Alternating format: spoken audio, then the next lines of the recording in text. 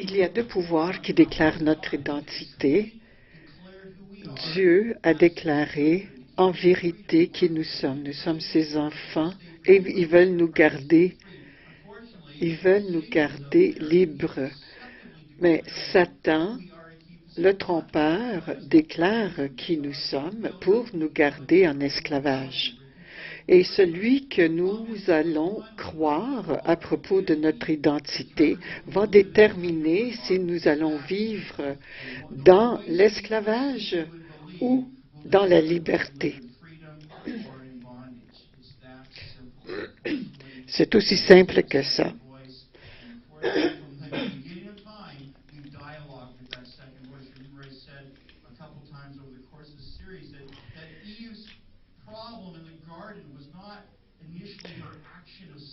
Le problème de Ève, ce n'était pas le fait qu'elle ait péché, mais le fait qu'elle est entrée en dialogue avec Satan. C'était ça le problème d'Ève. Et elle commence à douter Dieu. Et c'est ça que Satan fait. C'est ça sa ruse.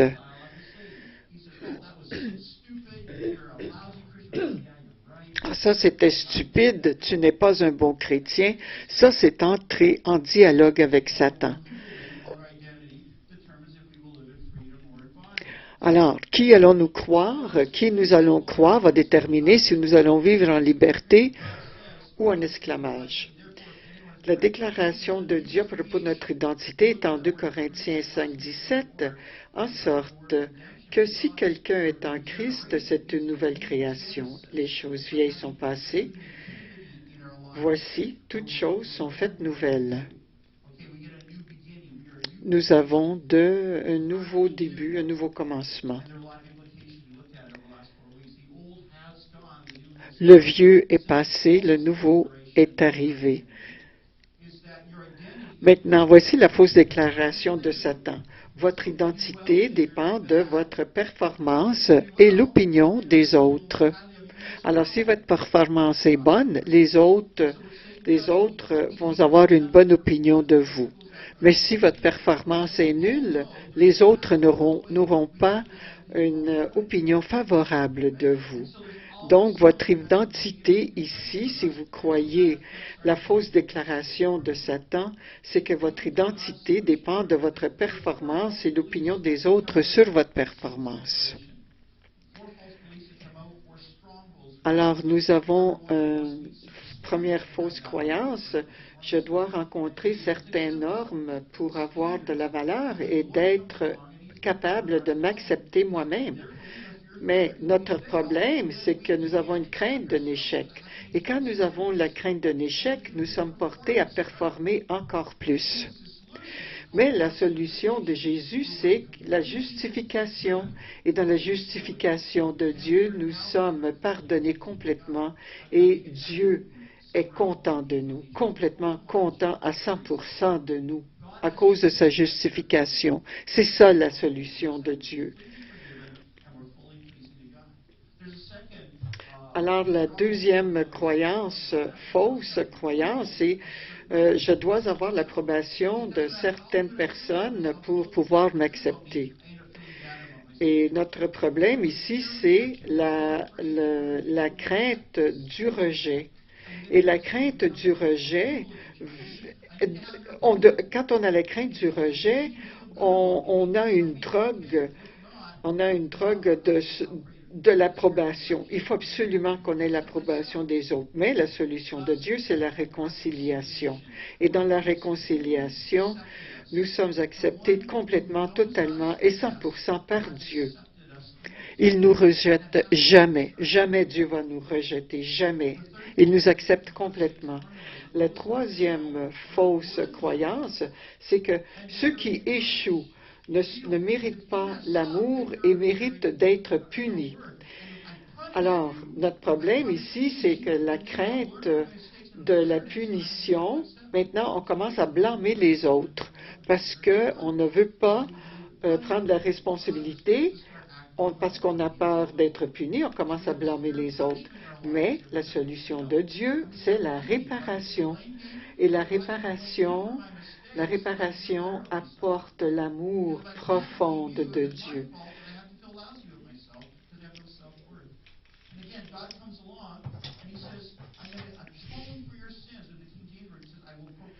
Alors le problème, c'est la crainte de la punition nous porte à blâmer les autres. La solution de Dieu, c'est la réparation. Lui, il nous accepte, il nous aime malgré tout. Parce que le blâme de tous les péchés que nous avons commis, que nous commettons, que nous allons commettre, a été mis sur les épaules de Jésus. C'est pour ça que ça marche. C'est pour ça que la réparation, ça marche.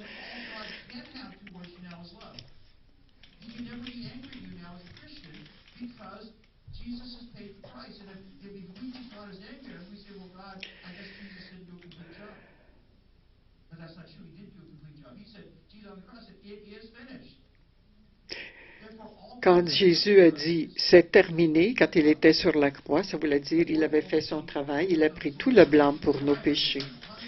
Alors la fausse croyance numéro 4, c'est « je suis ce que je suis, je ne peux pas changer, je suis désespéré, je suis au désespoir, je suis désespéré ». Alors notre problème, c'est la crainte de la honte nous apporte des sentiments du désespoir. C'est ça mon identité. Mon identité, c'est le désespoir. Il n'y a pas de lumière au bout du tunnel. Je n'ai pas d'espoir. Mais sur la croix, Jésus nous a régénérés. Alors la solution de Dieu, c'est la régénération. Et par la régénération, nous avons été faits de nouveau et absolument complets dans le Christ.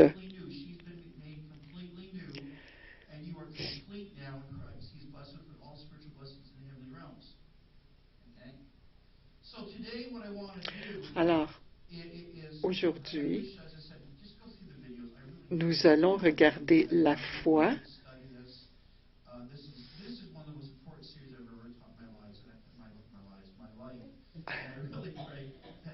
Et l'accord. La foi et l'accord. Aujourd'hui, je vais vous enseigner comment on commence l'expérience de transformation. La transformation de ce que Dieu dit de nous se transforme en nous et devient une partie de nous et devient nous.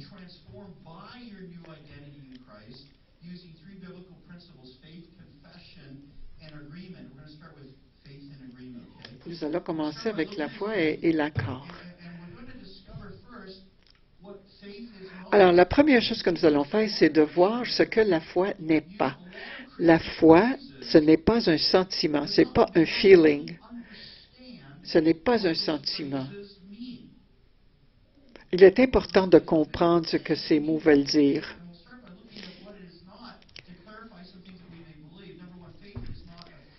La foi, ce n'est pas un sentiment. Certaines personnes ne comprennent pas ce qu'est la foi. Alors, ils veulent essayer de ressentir c'est quoi la foi. Mais ils se trompent parce que la foi, ce n'est pas un sentiment. Ce n'est pas quelque chose duquel on peut se convaincre. La deuxième chose, la foi, ce n'est pas l'espoir. Beaucoup de personnes espèrent que quelque chose va commencer en eux. Mais ce n'est pas de l'espoir. L'Hébreu 11.1 dit « Or, la foi est l'assurance des choses qu'on espère et la conviction de celles qu'on ne voit pas. » La foi, ce n'est pas l'espère. La troisième chose, c'est que la foi, ce n'est pas un désir intense. La foi, ce n'est pas un désir intense. Il y a des gens qui veulent tellement avoir quelque chose, un désir tellement fort que quelque chose peut arriver qu'ils comptent là-dessus, puis quand ça n'arrive pas, ils sont déçus.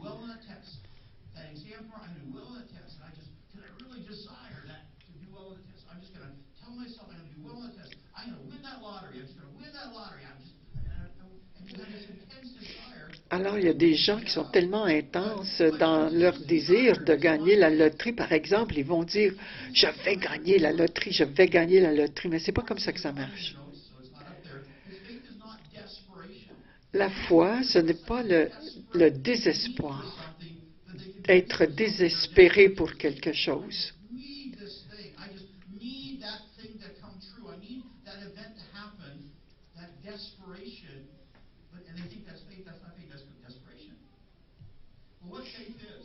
Qu'est-ce que la foi alors?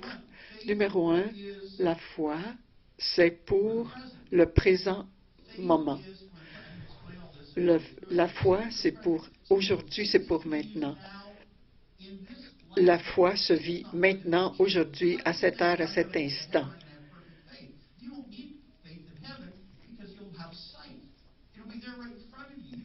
Au ciel, vous n'aurez pas besoin de foi parce que vous allez pouvoir le voir, mais ici, nous avons besoin de la foi. Le 1 Corinthiens 13, 12 nous dit « Car nous voyons maintenant au travers d'un verre obscurément, mais alors, face à face. »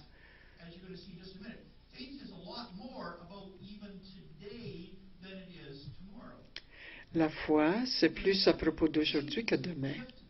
Deuxièmement, la foi est un don de Dieu que nous devons recevoir. Nous recevons ce don de foi qui vient de Dieu.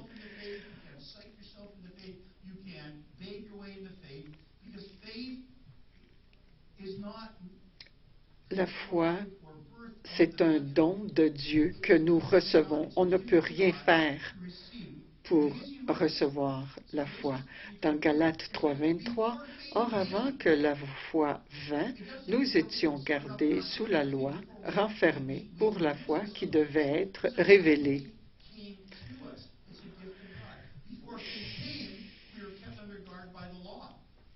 Avant de recevoir la foi, nous étions sous la loi. La foi nous est venue à nous. Dieu nous a donné la foi. Nous recevons la foi. Nous recevons ce don de Dieu.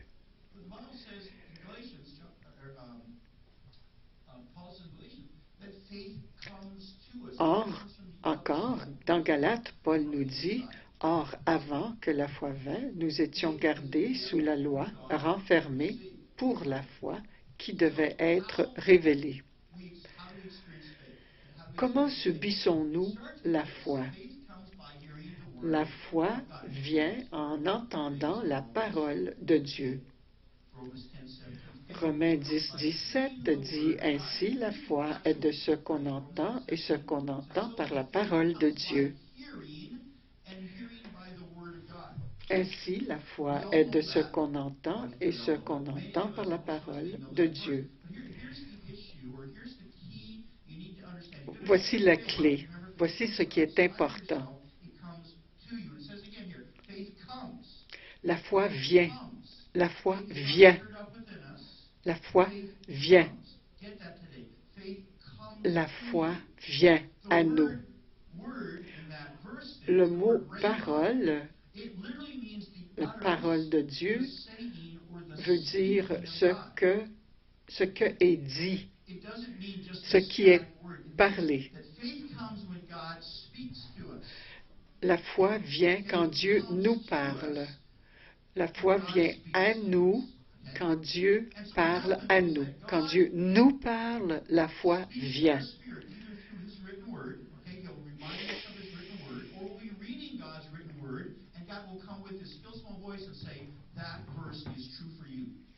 Alors, quand on lit la Bible et Dieu nous dit, cette parole-ci, c'est pour toi. Dieu nous parle par sa parole.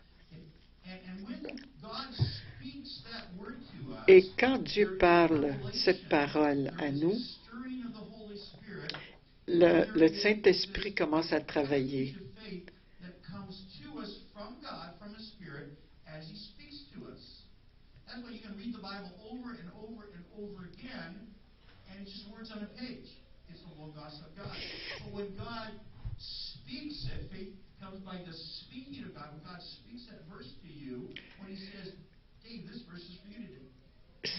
Quand Dieu dit, hey, ce verset, c'est pour toi aujourd'hui, alors Dieu te parle. Ça, c'est la parole vivante de Dieu. Alors, c'est un dialogue que nous entrons avec Dieu.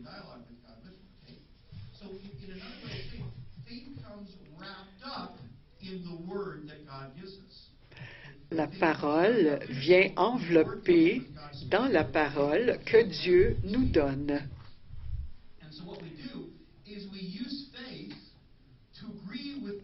Alors, nous utilisons la foi pour être d'accord avec la parole que Dieu vient de nous parler, que la parole que Dieu vient de nous donner. Alors on dit, merci Seigneur pour la parole que tu m'as donnée aujourd'hui. Merci de m'avoir parlé aujourd'hui.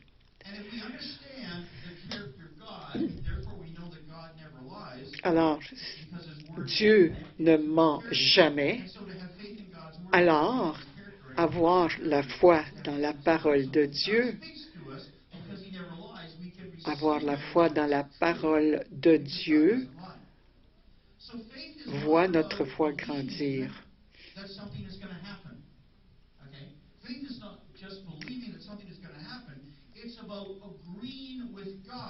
Alors la foi, c'est d'être d'accord avec Dieu de ce qu'il nous a révélé est vrai. Et Dieu ne ment jamais.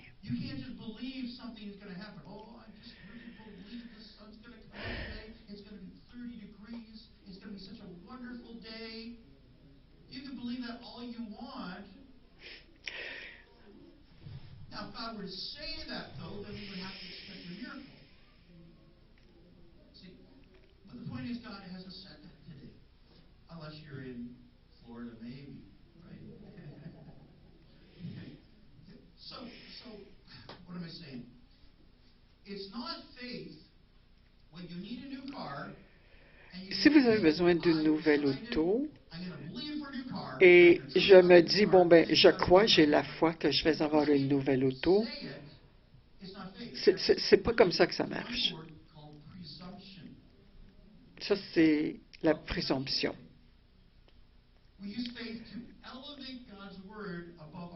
Alors, nous utilisons la foi pour élever la parole de Dieu, la parole parlée de Dieu, au-dessus de notre intellect.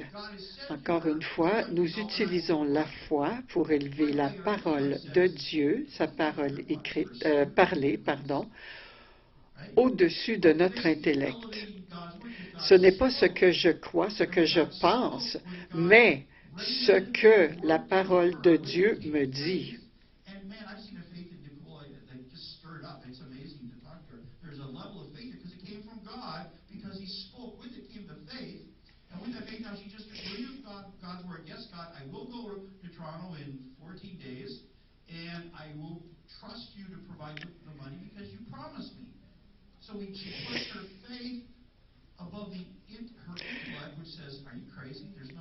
Quand on met notre foi dans la parole de Dieu au-dessus de ce que nous pensons, c'est ça la foi. C'est comme ça qu'on utilise la foi. Quand on décide de croire ce que Dieu nous dit au lieu de ce que nous pensons.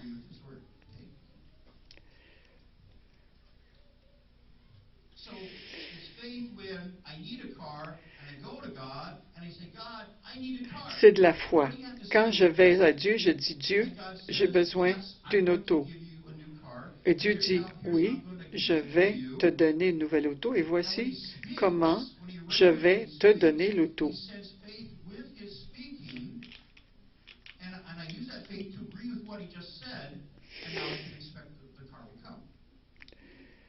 Quand j'accepte ce que Dieu me dit, c'est ça la foi.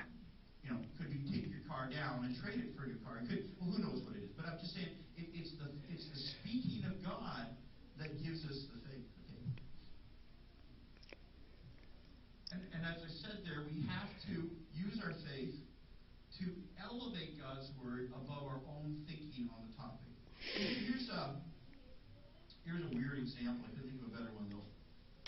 Man comes home from work. Un homme arrive chez eux de son travail. Il dit à sa femme, j'ai vu une très belle femme au travail aujourd'hui et je suis très attiré vers cette femme et elle est très attirée vers moi. Et puis j'ai pensé, puis j'ai pensé. Mais non, là j'ai décidé, non, je vais aller chez moi, je vois ma femme. Alors son épouse, ça lui fait de la peine.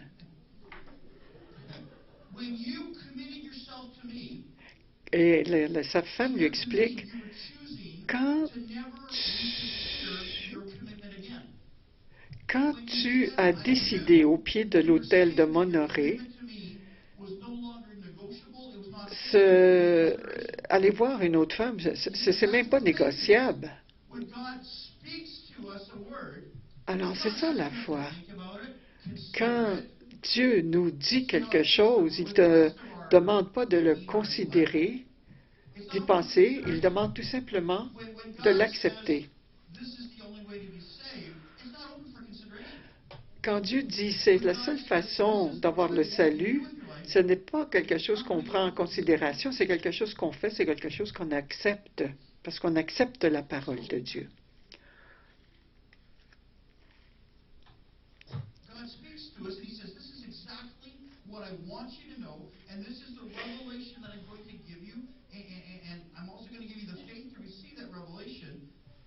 But I want you to put it above your argumentation and your intellect and just say, yes, God, it's from you. I'm going to use that faith you gave me in that moment and accept what you said is true. Okay? That's what it means to have faith, to reject any of our own intellect. Alors, pour avoir la foi veut dire qu'on rejette ce que notre intellect nous dit. Bon, ben, je vais y penser, je vais le considérer, peut-être oui, peut-être non. C'est pas ça, la foi. La foi, c'est d'accepter à 100% ce que Dieu me dit.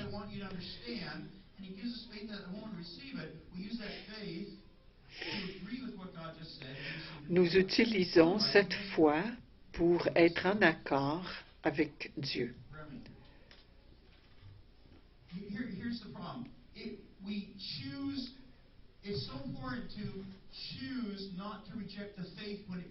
Alors, ce qui est important, c'est de choisir de ne pas rejeter la foi quand elle vient.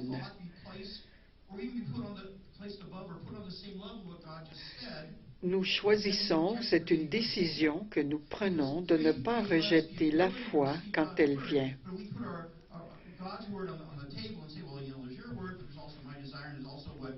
Si on commence à y penser, si on réfléchit, puis on considère, est-ce que j'accepte pas, c'est pas ça la foi. On choisit, c'est un choix de recevoir, de ne pas rejeter.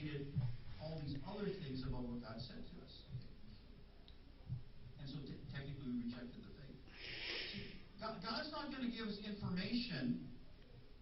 He's not going to reveal truth to us, so we just place it on a scale with all the other things in our lives. And just decide, well, I'll think of what to do with that word, or how it fits my life, or my lifestyle. You just lost the faith that God gave you with His promise. See, when God speaks to us and shows us something, quand Dieu nous parle, quand Dieu nous parle, c'est une promesse de lui à nous à ce moment-là.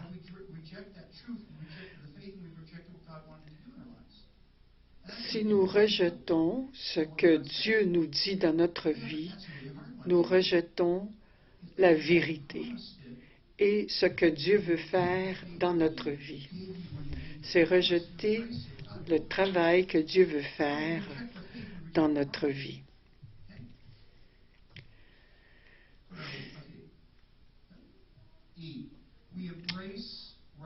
Cinquième, nous recevons au lieu de considérer la parole que Dieu nous parle. Nous la recevons, cette parole, avec une confiance absolue.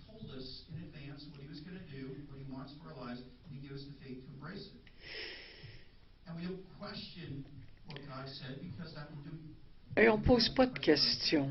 On ne pose pas de questions quand Dieu nous parle. You know, I'm sure there's a lot of things we'd like God to be saying to us today, right? There's an awful lot of things that we'd like God to say to us. But Dieu it's nous only dit beaucoup de faith choses when God actually aujourd'hui. says it to us, and we receive it as truth, and we embrace the faith as beautiful truth. And then we use the faith to agree with Him. Nous utilisons la foi And then we pour être d'accord avec lui et nous fermons la porte à ce que notre intellect nous dit. On ferme la porte à ce que nos émotions nous disent. Nous croyons, nous choisissons de croire ce que Dieu nous dit. C'est ça la foi. C'est comme ça qu'on utilise la foi. Because during this last 6-week series, God has revealed an incredible amount of information to you about how He considers you, about what is true about your life, your new creation. There is now therefore no condemnation to those who are in Christ. Il n'y a plus de condamnation en vous parce que tu es aimé complètement, tu es transformé. He's given you a new heart. Il vous a donné un cœur nouveau. And when He says those things, Et quand il vous dit ces choses, He gives us faith to use et that. quand il vous dit ces choses, c'est la foi qui va faire que vous allez recevoir au lieu de considérer ou de rejeter. We rejected the faith, we rejected the truth, and so we don't get to live out of the blessing of the truth because we haven't embraced it. So we need to take the first step of faith. What is the first step of faith? On doit prendre Faith has declared la première, on doit faire le premier pas de la foi. okay? Dieu a déclaré certaines choses qui sont vraies à propos de qui nous sommes, et ça ne fait rien que notre intellect l'accepte totalement ou le comprenne totalement ou comment il l'a fait. C'est pas important de comprendre tout ça. Ou si nos émotions confirment ce qu'il a fait. Whether our emotions confirm that it's God. Au lieu de tout ça, People that'll feel new. tout ce que nous avons à faire, c'est de dire oui, c'est vrai, God does not want c'est it. vrai, He said, je suis d'accord avec cette vérité dans ma vie et je reste là. in our life and rest Je suis d'accord avec la vérité, avec cette vérité que Dieu m'a donnée dans ma vie et je reste là. Et je ferme la porte sur ce que mes émotions me disent, sur ce que mon intellect me dit.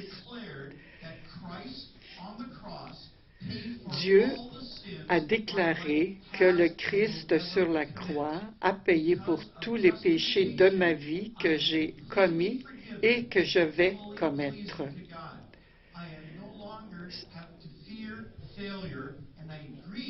Et à cause de cette justification, je suis complètement pardonné, et Dieu, il m'aime, il est content avec moi. Je n'ai plus la crainte d'échec. Et je suis d'accord avec cette vérité. Et ensuite, il y a la réconciliation. Dieu a déclaré que le Christ sur la croix m'a réconcilié à Dieu et je suis maintenant et je serai toujours sainte, sans blâme et aucun reproche. À cause de la réconciliation, je suis totalement accepté de Dieu. Je n'ai plus la crainte du rejet et je suis d'accord avec cette vérité. La foi est spécifique. Il y a la réparation. Dieu a déclaré que le Christ sur la croix a été suffisamment puni pour tous mes péchés et qu'il n'y a rien que je puisse faire ou ajouter ou soustraire de ce qu'il a fait.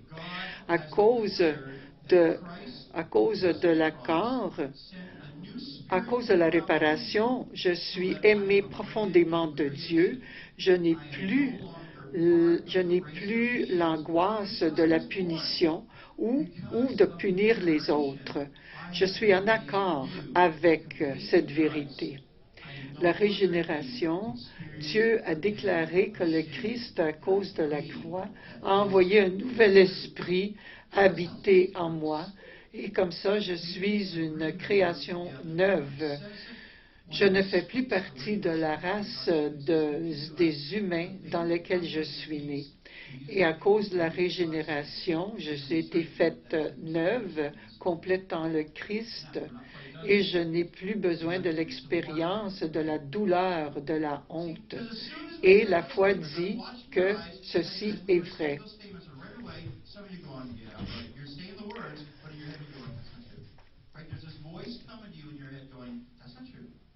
I know you.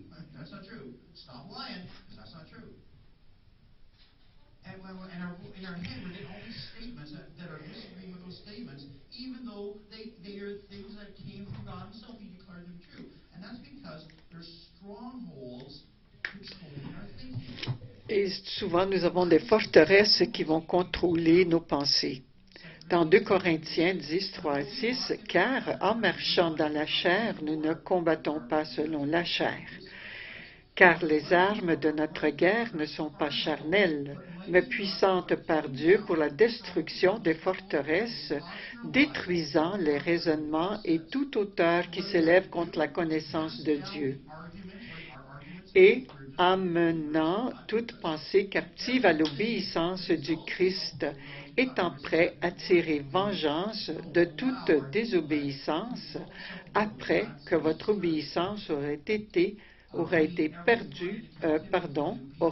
rendue complète. »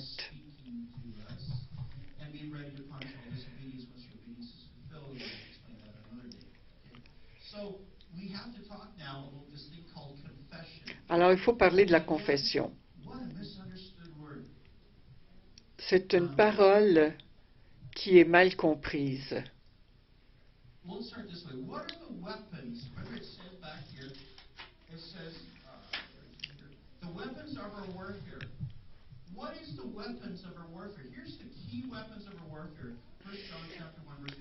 Jean 1:9, si nous confessons nos péchés, il est fidèle et juste pour nous pardonner nos péchés et nous purifier de toute iniquité.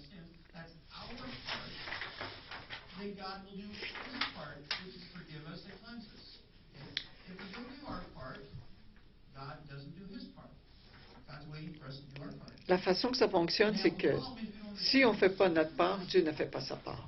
Alors, regardons, c'est quoi la confession?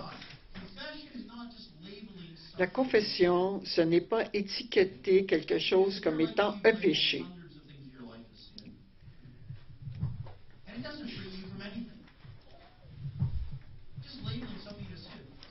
Parce qu'on étiquette quelque chose comme étant un péché, ça ne veut pas dire que c'est une confession.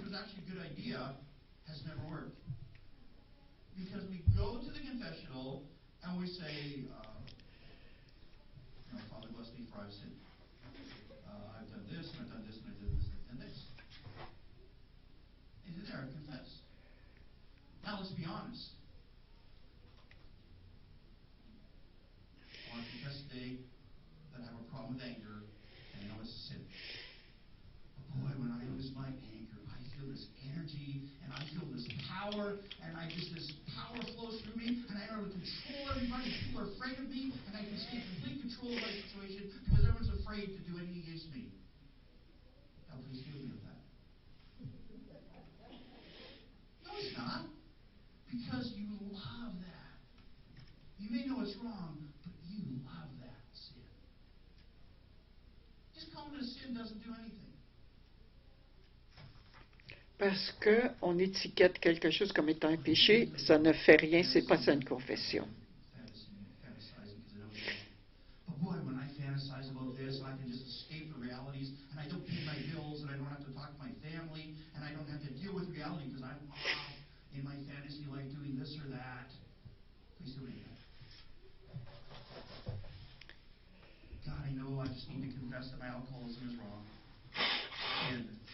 Boy, when I drink, I feel so disconnected from the world. And I get this energy, and I get this high, and I have this boldness and confidence to do whatever I want.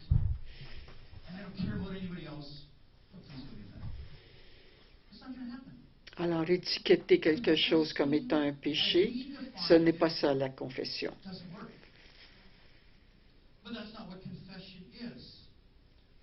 Confession is La allowing God confession, to reveal His c'est donner la assessment permission of à sin. Dieu de révéler ses évaluations sur un péché et que nous soyons d'accord avec cette évaluation et que nous sommes en accord avec cette évaluation et ce que Dieu pense de cette haine qu'il a pour ce péché et de sentir les sentiments de haine que Dieu a pour ce péché.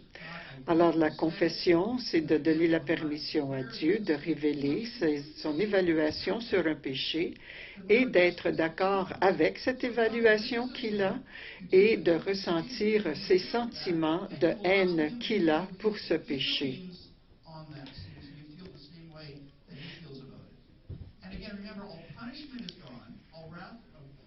Être d'accord avec lui que ce que nous avons fait, c'est un péché. C'est ça la confession.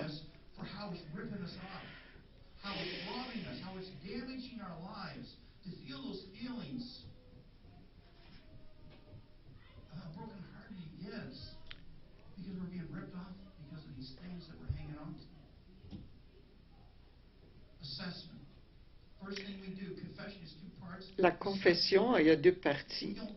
Il y a l'évaluation. On n'argumente pas avec Dieu. Ce que Dieu nous dit, nous sommes d'accord. Ça, c'est la première partie de la confession, c'est l'évaluation. La deuxième partie de la confession, c'est d'être d'accord avec les sentiments de Dieu vis-à-vis sa haine pour ce péché.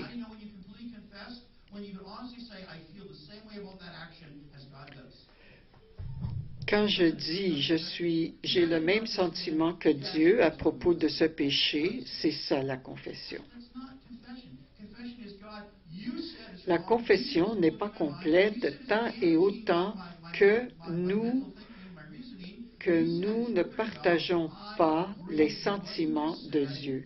Quand nous partageons les sentiments de Dieu, c'est ça, la confession à ce moment est complète.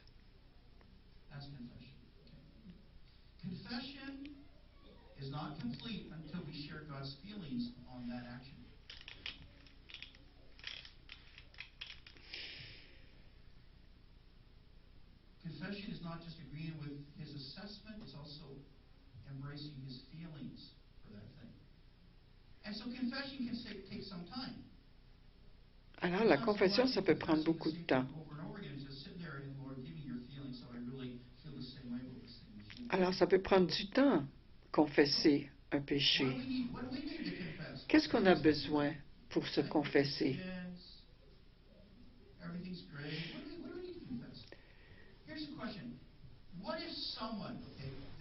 Voici une question. Il y a une personne méchante qui vient nous voir et qui a l'habileté de contrôler ce que nous avons à dire de nous-mêmes. Des choses destructives, les condamnations.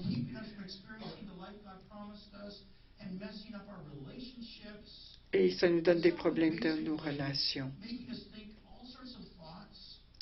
Et de penser toutes sortes de pensées which were completely lies and were destroying our lives. When we call that person evil, like their actions evil, sure. Now, what if the person causing those wrong thoughts was us?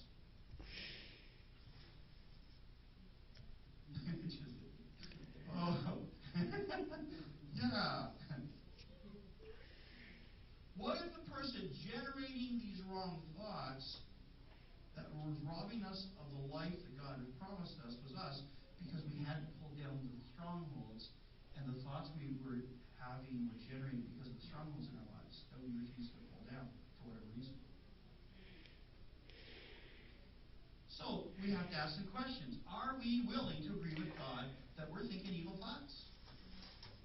Alors, il faut se poser la question.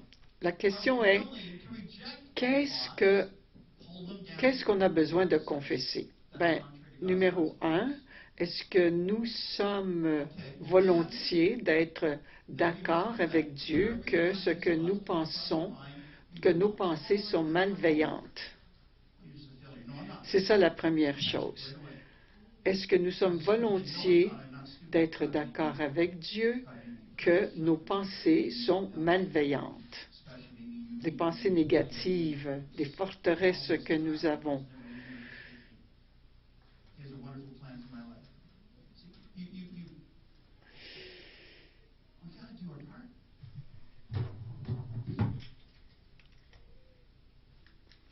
Working with God through confession. Back to the verse. If we confess our sins, He is faithful and just. Alors, si nous confessons nos péchés, il est fidèle et juste pour nous pardonner nos péchés et nous purifier de toute iniquité. Alors là, nous travaillons avec Dieu par la confession, parce que nous confessons nos péchés. Et quand nous confessons nos péchés, quand nous sommes d'accord avec son évaluation et que nous avons le même sentiment vis-à-vis ce péché que Dieu, eh bien, il nous pardonne nos péchés et il nous purifie de toute iniquité. Which means freedom, pardon. Do I have that there? Yes. Freedom, pardon, deliverance, forgiveness, and liberty. On the cross, Jesus paid the price for our forgiveness. Okay. Sur la croix, Jésus a fait ce travail, la rémission du péché. Et rémission veut dire liberté, délivrance et pardonner. Et pardonner, en grec, veut dire renvoyer.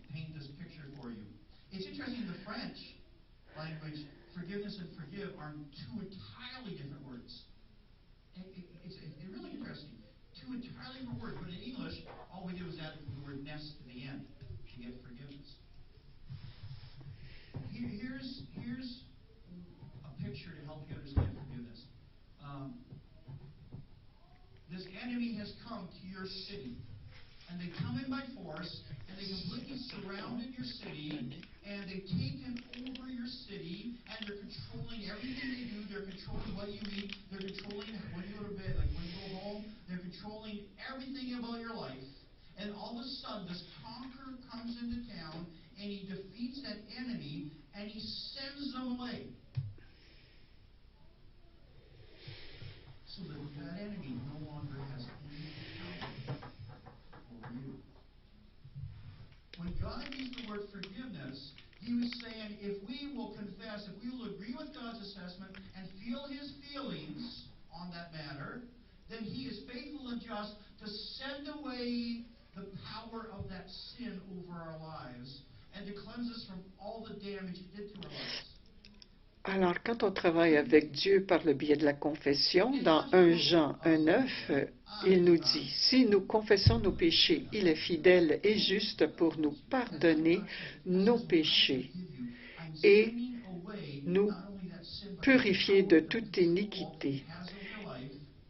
Et quand on dit il est fidèle et juste pour nous pardonner nos péchés, ça veut dire pardonner, dans ce cas-ci, veut dire renvoyer. Ça ne compte plus. Le péché s'en va.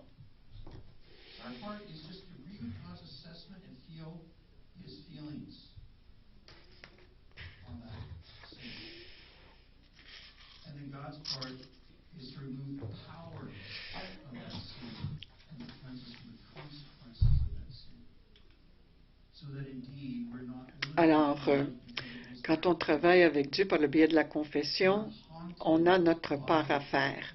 Notre part, c'est d'être en accord avec l'évaluation de Dieu et ses sentiments vis-à-vis ce péché, la haine qu'il a de ce péché. C'est ça la confession.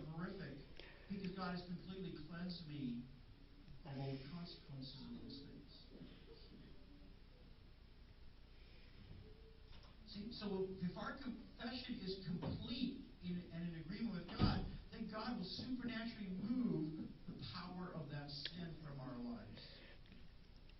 Et la part de Dieu, nous, on a fait notre part en étant d'accord avec son évaluation et ses sentiments vis-à-vis le péché. Et maintenant, Dieu peut faire sa part où il enlève le pouvoir de ce péché et nous nettoie des conséquences de ce péché.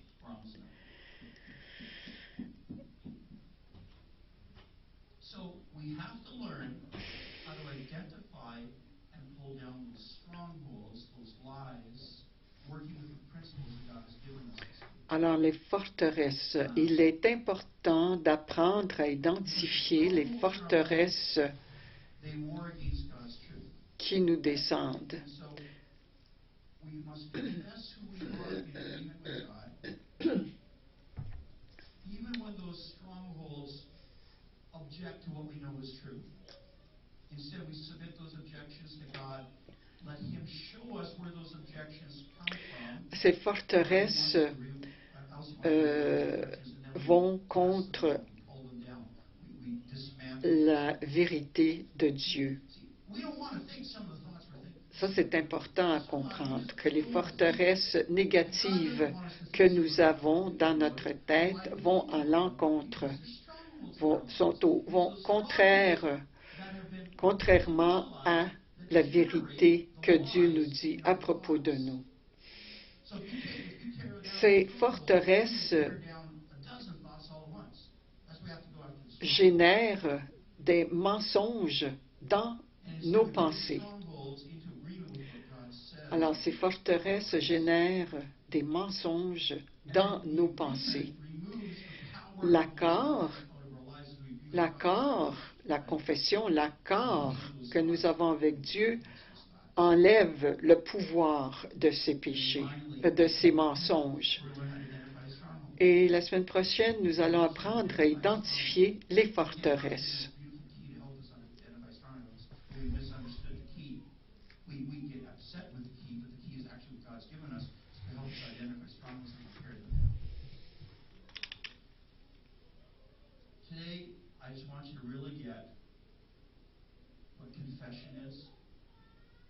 Aujourd'hui, je veux que vous compreniez c'est quoi la confession. C'est d'être d'accord avec Dieu, ce que Dieu nous dit à propos de ce péché, et de ressentir ce qu'il ressent, la haine qu'il ressent pour ce péché. C'est ça la confession. Et quand nous confessons ce péché, ça enlève la forteresse que Satan veut que nous ayons dans notre tête pour nous garder comme esclaves. Dieu ne veut pas que nous soyons esclaves, il veut que nous soyons libres. Et pour être libre, il faut être en accord avec lui. Il faut confesser que nous sommes en accord avec lui à propos de ce péché.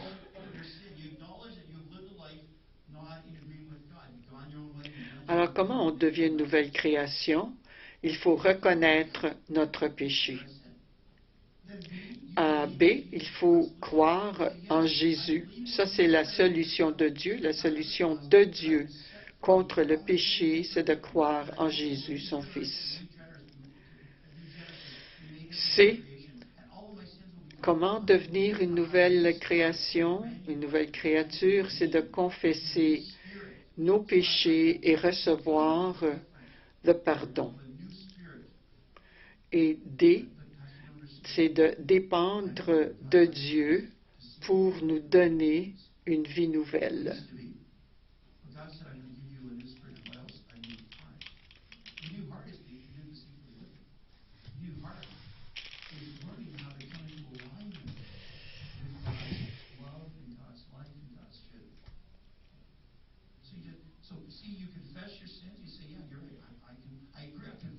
What's confession? Agreeing.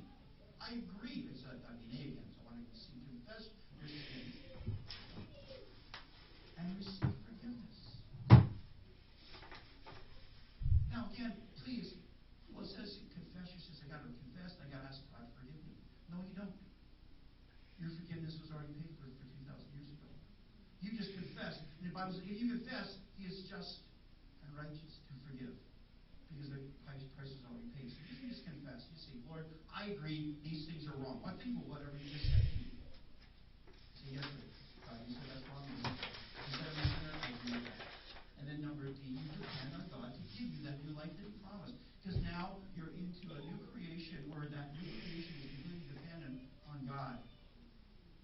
Maintenant que nous sommes une nouvelle créature, une nouvelle création en Dieu, It's not about our ability, our flesh.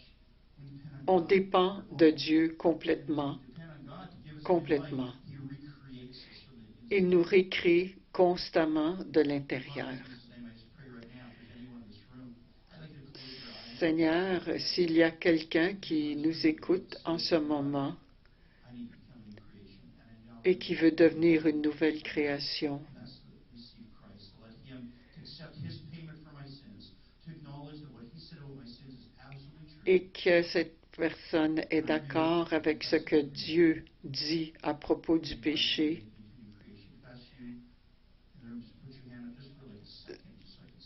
s'il vous plaît, levez votre main. Je suis d'accord aujourd'hui avec Dieu à propos de ce que Jésus a à dire à propos de ma vie. Je vous encourage fortement de donner votre vie au Christ. Nous sommes d'accord avec toi, Père céleste, que si on fait ce que tu nous dis,